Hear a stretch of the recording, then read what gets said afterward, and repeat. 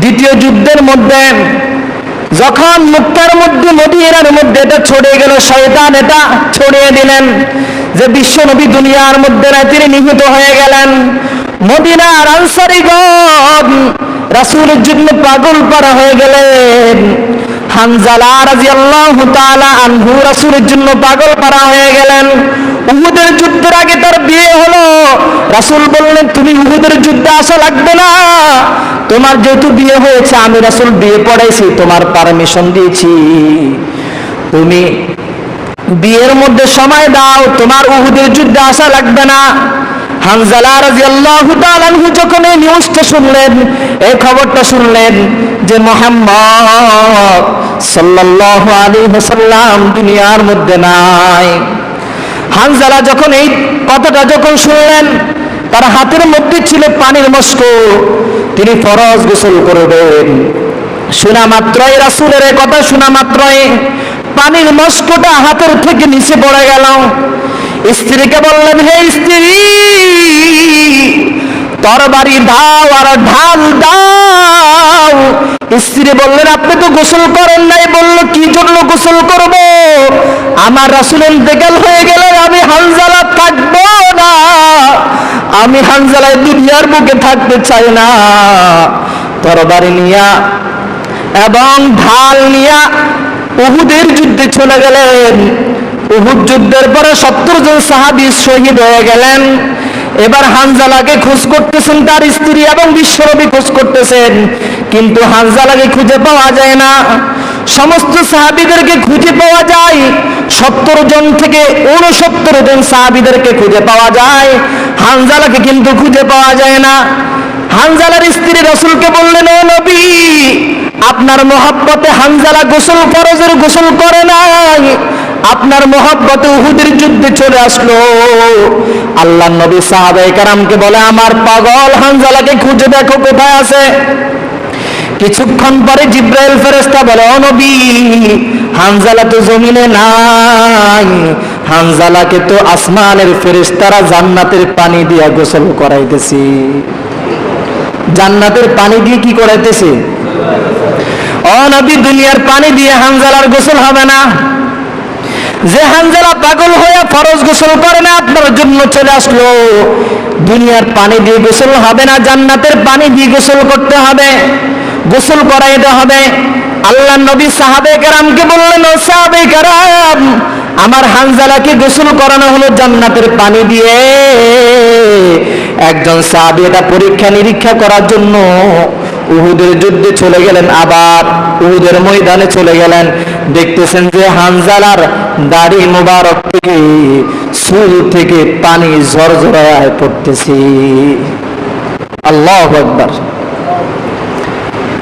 এর আগে একজন মহিলা ছুটতে লাগলেন যে বিশ্ব নবীর ইন্তেকাল হয়ে গেছে উহুদের যুদ্ধে। ওই মহিলাকে একজন লোক বলতে লাগলেন যে, তোমার স্বামী দুনিয়াতে নাই। বললেন, ইন্না লিল্লাহি ওয়া ইন্না ইলাইহি রাজিউন। আমার স্বামীর কথা বাদ দাও, মুহাম্মদ যিনাকে আমি আমার জানের চাইতে বেশি মহব্বত করি, আমার মা বাবার চাইতে বেশি মহব্বত করি, আমার নবীর কি অবস্থা বলো। কিছুক্ষণ পরে সামনে আগালেন, দেখলেন যে আরেকজন লোক বললেন যে, তোমার বাবা দুনিয়ার মধ্যে নাই। বলল, বাবা বাদ দাও। বলল, আমার নবীর কি অবস্থা? বলল, তোমার ছেলে তো ইন্তেকাল হয়ে গেছে। বলল, ছেলে বাদ দাও। আমার নবীর কি অবস্থা? বলল, তোমার ভাই ইন্তেকাল হয়ে গেছে। বলল, আমার ভাইকে বাদ দাও।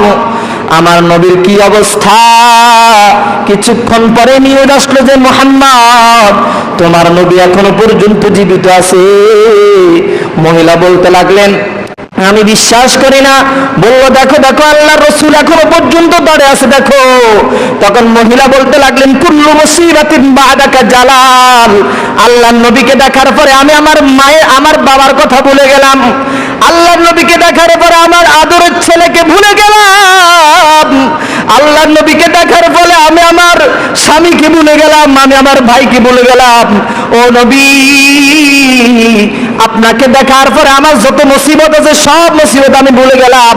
শুধু আপনার মহব্বতে আমার মা কুরবান হোক, আমার বাবা কুরবান হোক, আমার শরীরের এক রক্ত পরিমাণ পরিমাণ বাকি থাকতে আমি আপনার কোনো ক্ষতি করতে দিব না। এরকম ছিল পাগল পাড়া রাসূলের জন্য। এজন্য আল্লাহ নবী বলেন, আমাকে মহব্বত করতে হলে আগে 1 নম্বর শর্ত হলো আমার সুন্নতকে পালন করা। কার সুন্নত? বলেন না, কার সুন্নত? নবীর সুন্নত পালন করতে হবে।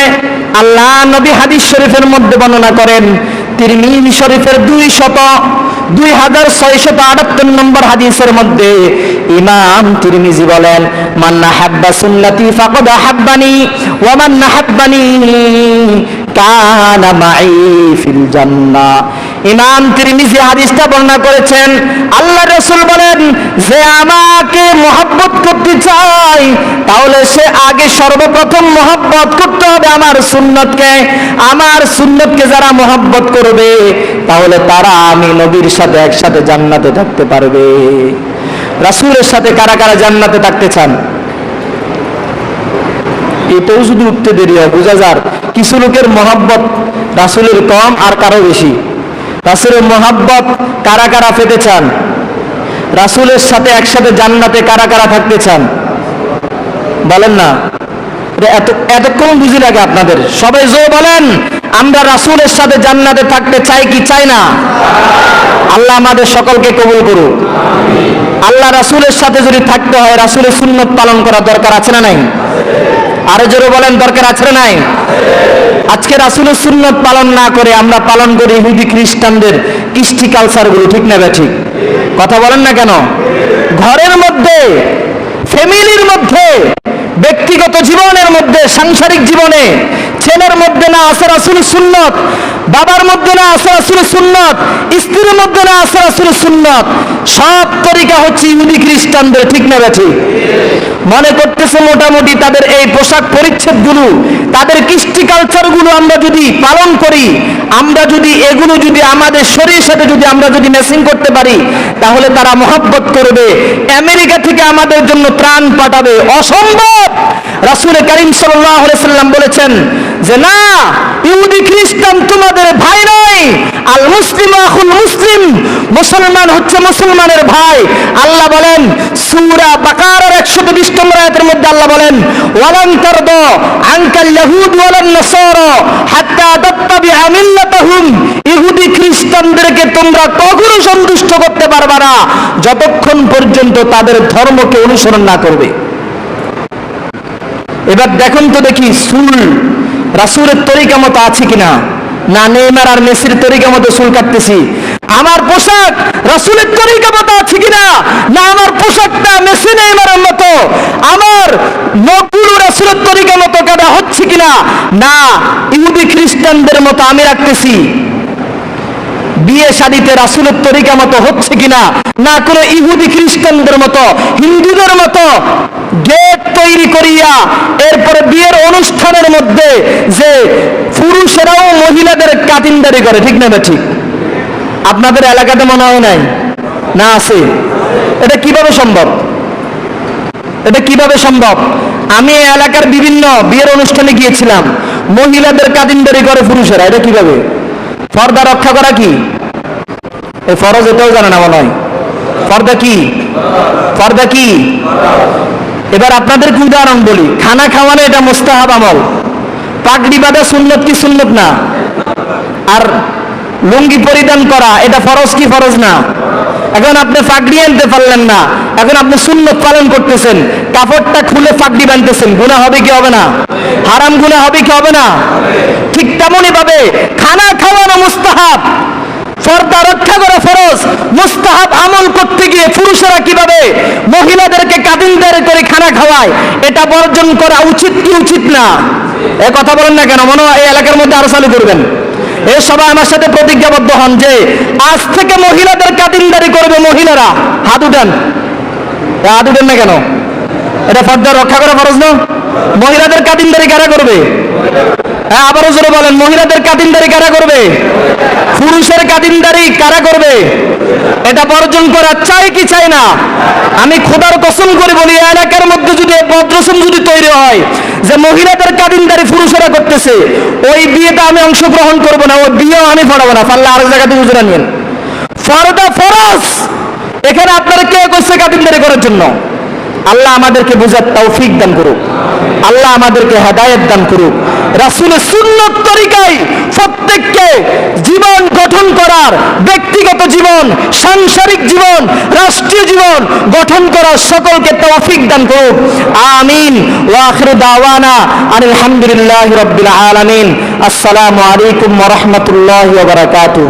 আমি খোদার কসম করে বলি, এলাকার মধ্যে যদি বদরসম যদি তৈরি হয় যে মহিলাদের কাদিনদারি পুরুষেরা করতেছে, ওই বিয়েতে আমি অংশগ্রহণ করব না, ওই বিয়েও আমি পড়াবো না। পারলে আরেক জায়গাতে বুঝে নিন, ফরদা ফরজ।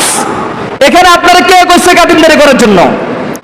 বিয়ে শাদীতে রাসূলের তরিকা মতো হচ্ছে কিনা, না করে ইহুদি খ্রিস্টানদের মতো, হিন্দুদের মতো গেট তৈরি করিয়া এরপরে বিয়ের অনুষ্ঠানের মধ্যে যে পুরুষেরাও মহিলাদের কাদিনদারি করে, ঠিক না? ঠিক।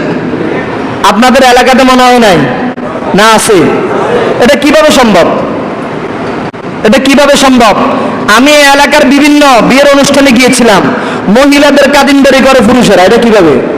পর্দা রক্ষা করা কি এই ফরজ? এটাও জানে না মনে হয়। পর্দা কি? পর্দা কি? এবার আপনাদেরকে উদাহরণ বলি। খানা খাওয়ানো এটা মুস্তাহাব আমল, পাগড়ি বাঁধা সুন্নত কি সুন্নত না? আর লুঙ্গি পরিধান করা এটা ফরজ কি ফরজ না? এখন আপনি পাগড়ি আনতে পারলেন না, এখন আপনি সুন্নত পালন করতেছেন, কাপড়টা খুলে পাগড়ি বাঁধতেছেন, গুনাহ হবে কি হবে না? হারাম গুনাহ হবে কি হবে না? ঠিক তেমনই ভাবে খানা খাওয়ানো মুস্তাহাব, পর্দা রক্ষা করা ফরজ। মুস্তাহাব আমল করতে গিয়ে পুরুষেরা কিভাবে মহিলাদেরকে কাদিনদারি করে খানা খাওয়ায়, এটা বর্জন করা উচিত কি উচিত না? এ কথা বলেন না কেন? মনে হয় এই এলাকার মধ্যে আরো চালু করবেন। এই সবাই আমার সাথে প্রতিজ্ঞাবদ্ধ হন যে আজ থেকে মহিলাদের কাদিনদারি করবে মহিলারা। হাত উঠান। হাত উঠেন না কেন? এটা পর্দা রক্ষা করা ফরজ না? মহিলাদের কাদিনদারি কারা করবে? হ্যাঁ, আবারও জোরে বলেন, মহিলাদের কাদিনদারি কারা করবে? পুরুষের কাদিনদারি কারা করবে? এটা বর্জন করা চাই কি চাই না? আজকে রাসূলের সুন্নাত পালন না করে আমরা পালন করি ইহুদি খ্রিস্টানদের কৃষ্টি কালচার গুলো, ঠিক না ঠিক? কথা বলেন না কেন? ঘরের মধ্যে, ফ্যামিলির মধ্যে, ব্যক্তিগত জীবনের মধ্যে, সাংসারিক জীবনে ছেলের মধ্যে না আছে রাসূলের সুন্নাত, বাবার মধ্যে না আছে রাসূলের সুন্নাত, স্ত্রীর মধ্যে না আছে রাসূলের সুন্নাত। সব তরিকা হচ্ছে ইহুদি খ্রিস্টানদের, ঠিক না ঠিক? মনে করতেছে মোটামুটি তাদের এই পোশাক পরিচ্ছদ গুলো, তাদের কৃষ্টি কালচার গুলো আমরা যদি পালন করি, আমরা যদি এগুলো যদি আমাদের শরীরের সাথে যদি আমরা যদি ম্যাচিং করতে পারি, তাহলে তারা মহব্বত করবে, আমেরিকা থেকে আমাদের জন্য ত্রাণ পাঠাবে। অসম্ভব। রাসূল কারীম সাল্লাল্লাহু আলাইহি সাল্লাম বলেছেন যে না, ইহুদি খ্রিস্টান তোমাদের ভাই নয়। আল মুসলিম আখুল মুসলিম, মুসলমান হচ্ছে মুসলমানের ভাই। আল্লাহ বলেন সূরা বাকারার 120 নম্বর আয়াতের মধ্যে আল্লাহ বলেন ওয়ালান তারদা আনকাল ইয়াহুদ ওয়ালান নাসারা হাত্তা তাত্তাবিআ মিল্লাতাহুম, ইহুদি খ্রিস্টানদেরকে তোমরা কখনো সন্তুষ্ট করতে পারবে না যতক্ষণ পর্যন্ত তাদের ধর্মকে অনুসরণ না করবে। এবার দেখুন তো দেখি চুল রাসূলের তরিকা মতো আছে কিনা? না নেইমার আর মেসির তরিকা মতো চুল কাটতেছি। আমার পোশাক রাসূলের তরিকা মতো আছে কিনা? না আমার পোশাকটা মেসি নেইমারের মতো, আমার নখগুলো রাসূলের তরিকা মতো কাটা হচ্ছে কিনা? না ইহুদি খ্রিস্টানদের মতো আমি রাখতেছি। আল্লাহ আমাদেরকে বুঝার তৌফিক দান করুক, আল্লাহ আমাদেরকে হেদায়েত দান করুক। রাসূলের সুন্নত তরিকায় প্রত্যেককে জীবন গঠন করার, ব্যক্তিগত জীবন, সাংসারিক জীবন, রাষ্ট্রীয় জীবন গঠন করার সকলকে তৌফিক দান করুক। আলহামদুলিল্লাহ, আলহামদুলিল্লাহিল্লাযী আকরাম, আল্লাযী খালাকাল ইনসানা ওয়া কাররাম وعلمه من البيان ما لم يعلم فسبحان الذي لا يحصى امتنانه باللسان ولا بالقلم ونشهد أن لا إله إلا الله وحده لا شريك له لا ضد له ولا ند له ولا مثل له ولا مثيل له ولا شبه له ولا شبيه له ولا والد له ولا ولد له ونشهد أن سيدنا وسندنا وحبيبنا وحبيب ربنا وطبيبنا وطبيب قلوبنا ومولانا محمد ومولانا محمدا عبده ورسوله صلى الله تعالى عليه وعلى آله وأصحابه وبارك وسلم تسليما كثيرا كثيرا. أما بعد فقد قال الله تبارك وتعالى في كلامه المجيد وفرقانه الحميد: أعوذ بالله من الشيطان الرجيم. بسم الله الرحمن الرحيم. قل إن كنتم تحبون الله فاتبعوني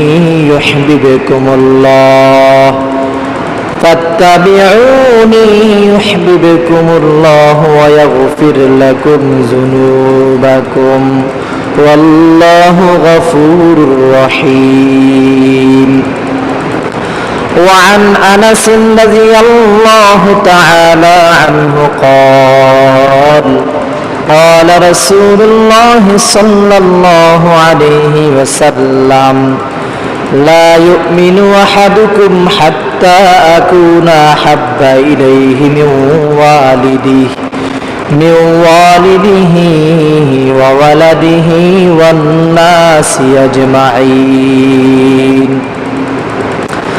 صدق الله مولانا العظيم وصدق رسوله النبي الكريم ونحن على ذلك من الشاهدين والشاكرين والذاكرين والحمد لله رب العالمين. إن الله وملائكته يصلون على النبي يا أيها الذين آمنوا صلوا عليه وسلموا تسليما.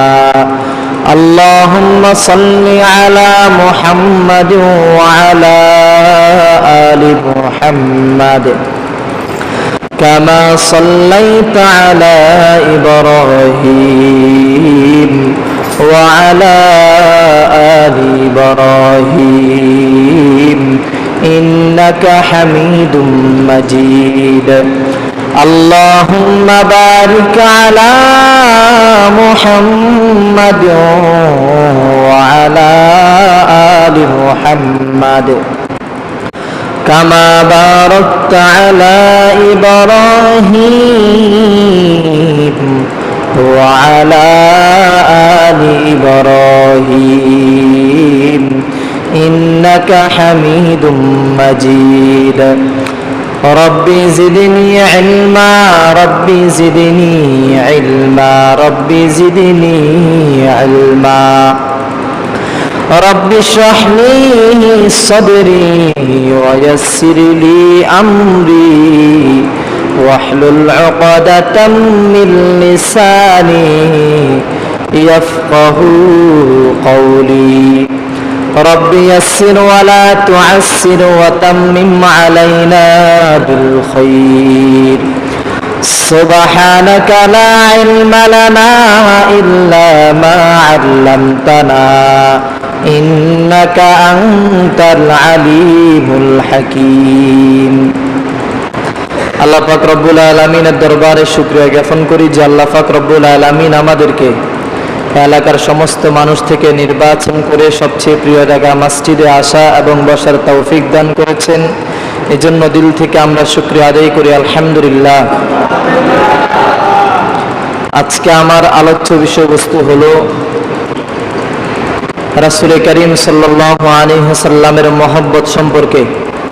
আল্লাহ পাক রব্বুল আলামিন যদি তৌফিক এনায়েত করেন এই প্রসঙ্গে আলোচনা করার চেষ্টা করব ইনশাআল্লাহ। দুনিয়াতে যত ভালোবাসা আছে, ভালোবাসা এটা বস্তু কেন্দ্রিক হতে পারে, ব্যক্তি কেন্দ্রিক হতে পারে। যত ভালোবাসার বস্তু আছে, যত ভালোবাসার ব্যক্তি আছে, সব কিছু থেকে আল্লাহ এবং আল্লাহর রাসূলকে মহব্বত করা, ভালোবাসা, এটা প্রতিটি মুমিন মুসলমানের জন্য অপরিহার্য কর্তব্য। এটা হচ্ছে প্রত্যেক মুমিনের ঈমানের বিচ্ছেদ একটি অংশ। তাই প্রতিটি মুমিন আর মুসলমান আল্লাহ এবং আল্লাহর রাসূলকে সবচেয়ে বেশি ভালোবাসতে হবে। যতক্ষণ পর্যন্ত আল্লাহ এবং আল্লাহর রাসূলকে গোটা পৃথিবীর সমস্ত বস্তু থেকে, ব্যক্তি থেকে মহব্বত না করব, ভালো না বাসবো, ততক্ষণ পর্যন্ত কোনো মানুষ প্রকৃত মুমিন হতে পারবে না, কামিল মুমিন হতে পারবে না। রাসূলকে, আল্লাহকে দুনিয়ার সব কিছু থেকে বেশি ভালোবাসতে হবে, তাহলে কামিল মুমিন হওয়া যাবে, অন্যথায় হওয়া যাবে না। আল্লাহ পাক রব্বুল আলামিনকে ভালোবাসতে হবে সর্বপ্রথম, এরপরে রাসূলকে। আল্লাহর ভালোবাসা কতটুকু হতে হবে যাহা বোঝানো এই স্বল্প সময় সম্ভব নয়, তারপরেও সংক্ষিপ্তভাবে কিছু বলি। আল্লাহ পাক রব্বুল আলামিন মানুষ সৃষ্টি করেছেন, আমাদেরকে সৃষ্টি করেছেন। এই সৃষ্টি করার এই নিয়ামত, হাত বানানোর নিয়ামত, পা বানানোর নিয়ামত, চোখ বানানোর নিয়ামত, এতগুলো নিয়ামত যে আল্লাহ আমাদেরকে দিয়েছেন, এই নিয়ামতগুলো পেয়ে তো আমরা আল্লাহ তাআলা শুকরিয়া আদায় করতে হবে এবং আল্লাহকে ভালোবাসতে হবে। এই ছোট বাচ্চাদেরকে একটু পিছনে নেন, ছোট বাচ্চাদেরকে পিছনে নিয়ে যাও, একদম পিছনে নাও, আরো পিছনে, আরো পিছনে।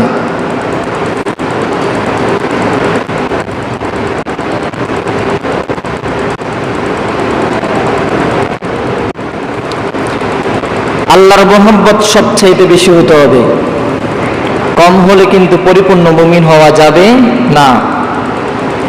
এরপরে হচ্ছে রাসূলের মহব্বত। রাসূলের মহব্বতে কিন্তু সবার চাইতে বেশি হতে হবে। সন্তান, সন্ততি, নিজের মা বাবা, সব বস্তু থেকে রাসূলের মহব্বত অনেক বেশি হতে হবে। আল্লাহ পাক রব্বুল আলামিন সূরা তাওবার 24 নম্বর আয়াতের মধ্যে বলেন, قل إن كان آباؤكم وأبناؤكم وإخوانكم وأزواجكم وعشيرتكم وأموال اقترفتموها وتجارة تخشون كسادها ومساكن ترضونها أحب إليكم من الله ورسوله وجهاد في سبيله فتربصوا حتى يأتي الله بأمره والله لا يهدي القوم الفاسقين।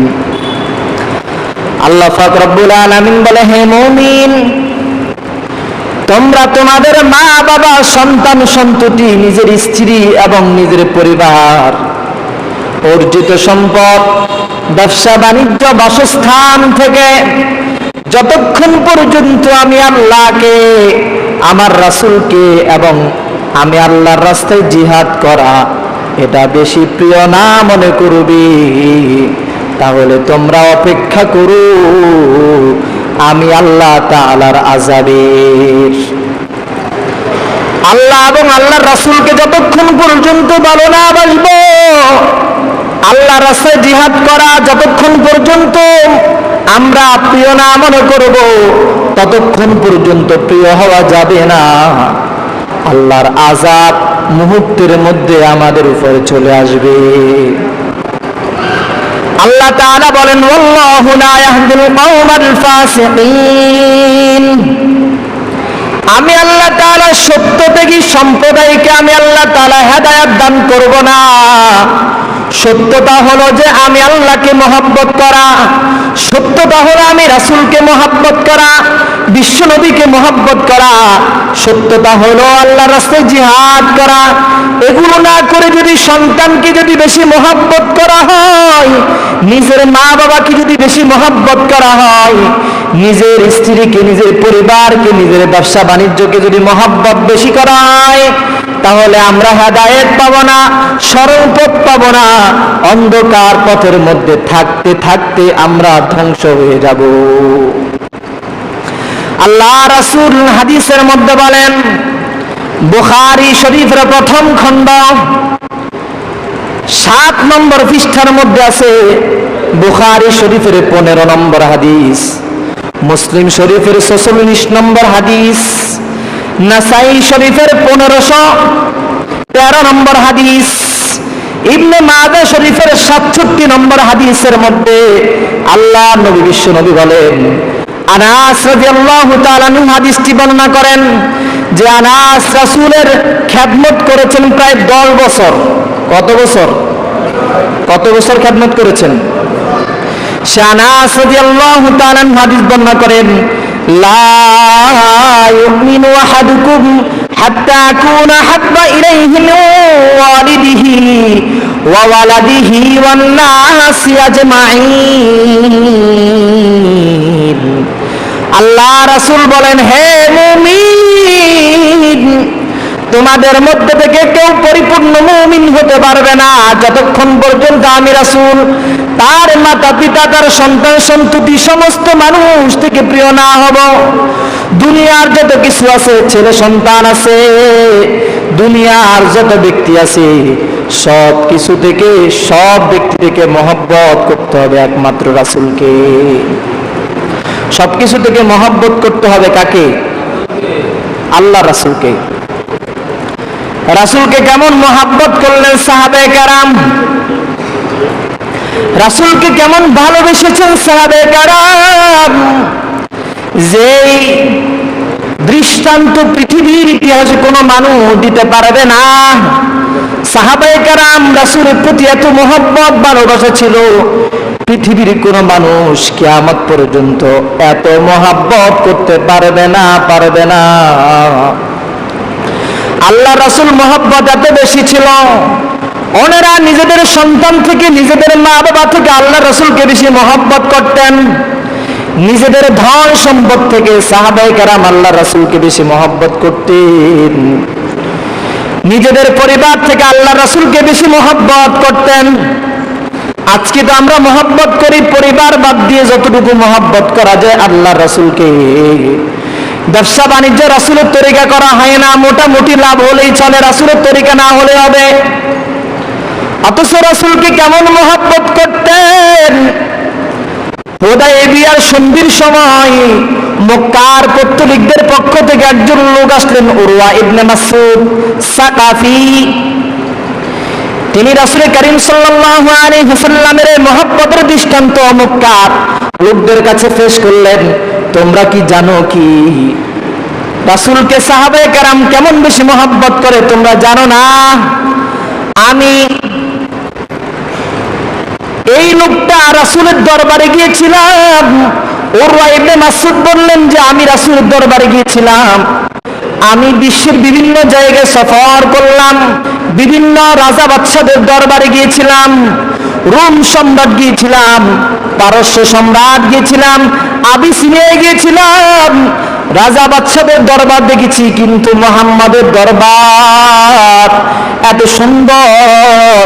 মুহাম্মদ থুতু ফেললে সাহাবায়ে কেরাম থুতুকে হাতের মধ্যে, গায়ের মধ্যে, মুখের মধ্যে মেখে নিতেন। মুহাম্মাদের ব্যবহৃত পানি নিয়ে সাহাবায়ে কেরাম প্রতিযোগিতা করতেন। মনে হয় যেন ওনারা যুদ্ধে লিপ্ত হবে। আল্লাহ রাসূল কোন আদেশ করলে সাথে সাথে সমস্ত সাহাবায়ে কেরাম সামনে সবাই অগ্রসর হয়ে যেতেন। আল্লাহ রাসূলের সামনে উঁচু গলায় কোনো কথা বলতেন না, চক্ষুকে বড় করে রাসূলের দিকে তাকাতেন না। সাহাবায়ে কেরামের এই মহব্বতের দৃষ্টান্ত কোনো লোক দিতে পারবে না।